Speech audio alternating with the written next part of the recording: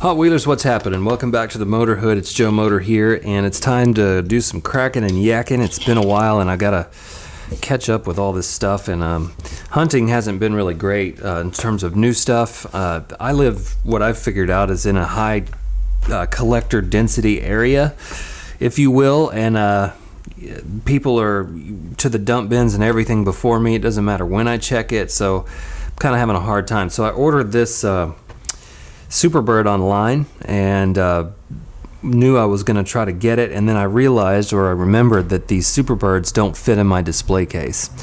So that's one of my limits. You know, I've decided that if it doesn't fit in my display case, then I'm not going to keep it, just because I need a solid system for all my cars to go in, like you see back here. And if it doesn't fit in there, then it ends up going in a different box, and it just doesn't end up being part of the collection. So unfortunately, I'm gonna get rid of this. So my my announcement here to you is, if you have a, I'd like to trade these off. If you have a loose Toyota Off-Road Super, I would love to trade you straight up. I'll give you the regular and the Super.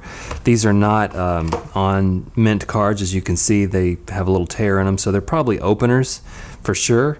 But you know, if you've already got a mint one on card and you're looking one to crack open with a regular to go with it, and you happen to have a loose Toyota Off-Road, an extra one, or even one that's on a really bad card, I would love to trade you straight up for the Superbird, because I do want the Toyota Off-Road. But this one doesn't fit in my case, so it's up for trade. Other couple things I have, speaking of Superbirds, here's a Dodge Daytona from Johnny Lightning. I'm going to do this in the next video because I want to spend a little time on these. There's this one, there's the Ramrod from the Classic Plastic series, and then also the Machine. We'll talk about those in the next video. Just want to spend a little more time on the Johnny Lightnings because they're, you know, they're a little more special. So let's get into the Hot Wheels here. Just cracking some new stuff and some old stuff, but start with the new. Here's the Backwoods Bomb from the Heritage Real Riders. Let's crack it. We've all seen this stuff.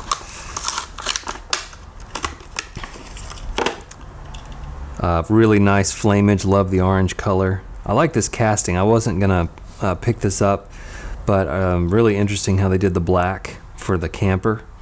Really sort of decked this out, kind of hot rod style. So definitely like that. And the wheels are just killer shiny chrome. Really like that piece. So went ahead and grabbed it. I'll probably be going after the vintage, the original version of the Backwoods Bomb as well. So, you know, might as well get them while you can. By the way, if you've looked at the convention series stuff, the Heritage series is going out in 2015, and they're coming in with Car Culture in 2016. Some interesting stuff in that series, so we'll have to keep an eye on that. In the meantime, though, here is another Real Rider, the Ford Transit Super Van, which is very cool. I don't think I've ever seen this casting before. I think this is the first release. Really cool. So let's check this out.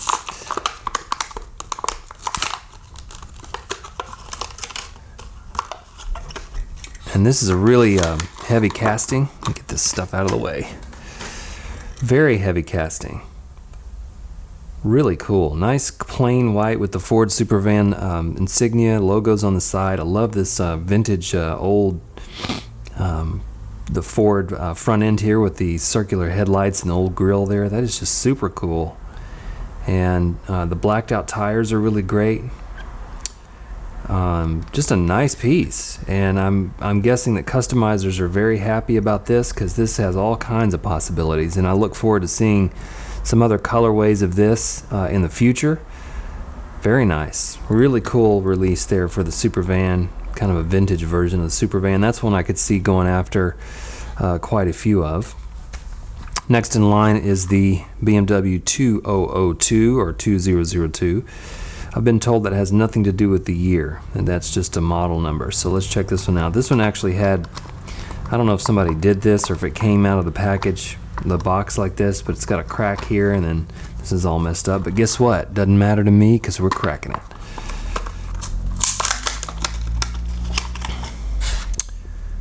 There she is. Very cool piece. Also with the all blacked out little rally wheels, rally tires. The frosty blue glass, the Goodyear tampos on the side, blue and black. numbers. Nice front end there on that Beamer. Very cool little piece. I think I have another model of the Beamer. I just don't remember which one it is. But that one is definitely, will categorize for the vintage racing for sure. So that's a nice piece. I did not find the Silverado, the lifted Silverado. There were probably, I don't know, 4 or 5 cases of the Real Rider Heritage line, and all of the Chevy Silverados were gone. So it was fun to at least find some of these, a fresh stock of the Heritage. But I did go to a Walgreens recently, and thanks to PJ, because had he not said anything, I wouldn't have known to look. I went there for a prescription and remembered PJ had said he'd found a couple of these Datsun Bluebirds at Walgreens. So I happened to look, and there they were. There were 2 of these sitting on the shelf. They weren't pegged. They were flat, you know, like this. And I thought, my goodness, those are the only 2 there. So I picked both of them up. Keep one carded here, leave this here, and we'll crack this one.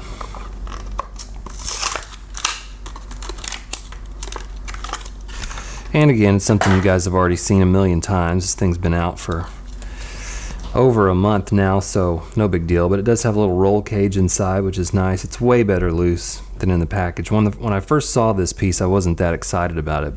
I just didn't really care for the colorway, and you know, I feel like the Datsun 510 has seen its day, but very cool out of the package, really cool design, and it's still a pretty cool little car.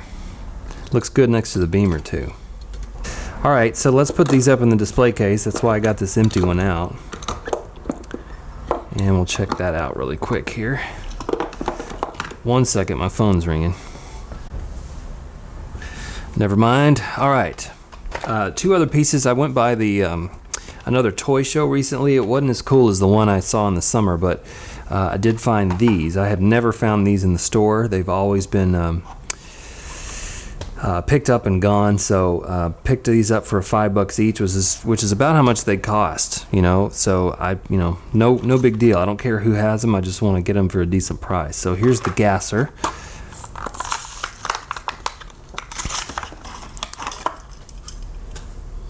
And that is way better out of the package. Look at that. Dang. Really wicked color scheme.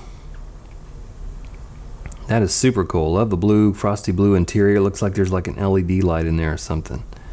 That's really cool. Way better out of the package. And again, if you're new to the hobby, this is the Redline version of the Heritage series, as opposed to the Real Rider version, which we looked at just a second ago. So they're alternating between the 2. But like I said, they're going to be gone soon. Also, the convention mentioned that the next RLC membership car will be the gasser. There's also a gasser sale coming up on the RLC, but I try real hard not to be negative. I can't say anything good about the Hot Wheels Collectors website. Let's get back to the cars here.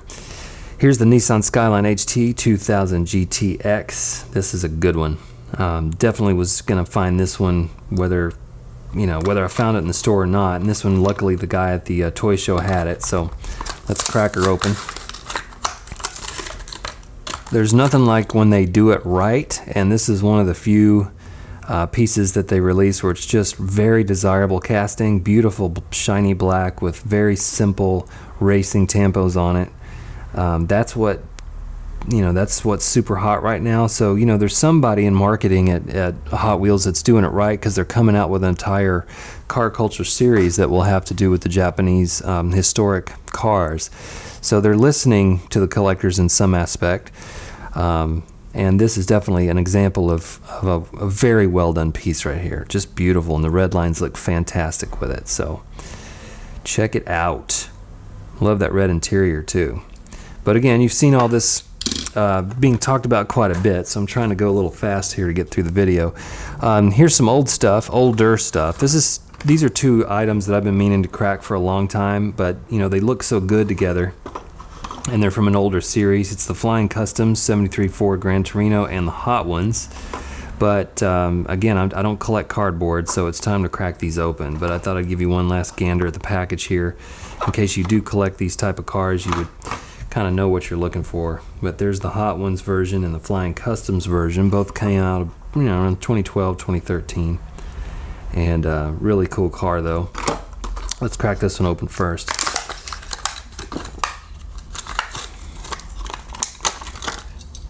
Yeah, buddy, that's way better out of the package. All right. I love those retro graphics on the side, just really cool with the Ford logo on the back. Nice shiny blue, chrome interior, which isn't my favorite, but it's okay. And there's that Torino front end. Of course, all these had the metal base and the Blackwall tires, so pretty much sold me on that one. And the same goes for the Flying Customs version, which is a little bit more wacky, but not too much. So let's crack that one open. And super red design here. In fact, this one's designed off of a sort of a tip of the hat to an older version of the Torino, which I'll show you in just a second. The red and blue and yellow. And it's got blue black walls on the side, which gives a little bit more funkiness to it. It's got some really cool tampos on the side though, so you can check those out. But I really love this car, and they look great in the package, but I needed to get them out. They need to go in the display case, and I've just been real excited about putting them in there. Let me show you the other Torino really quick. Okay, here we go. This is the original sort of vintage Torino. I've shown this in a previous video. You can find a version with and without Redlines. I think the one without Redlines is more rare.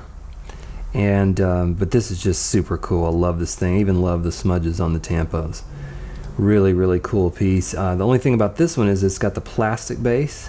I don't know if you can tell or not, but you can kind of see it's a lighter plastic base with the Redline Blackwall tire. So then you have this sort of updated version, and it's got some of the same stuff on it, but quite a bit different as well. And the actual design, the font of the letter, or the numbers is different. But man, my camera's just not wanting to focus today. There we go. But it's still sort of a tip of the hat back to this older version here, as you can see. Really, really cool. Love that. Love to have it out of the package too.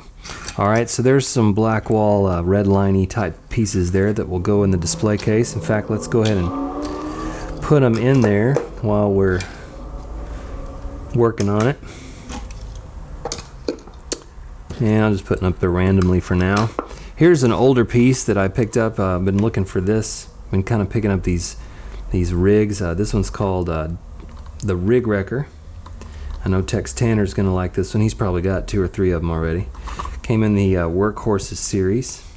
96 cents at Kmart back in 1983. And then here's the back of the package. This is what I go to toy stores for. I mean, the vintage stuff is really what is exciting for me right now. So let's crack this open. Been in this package since 1983. 30 years. And there she comes out, mint. Cherry fresh. Love that cat face rig on the front there. A little scroll banner.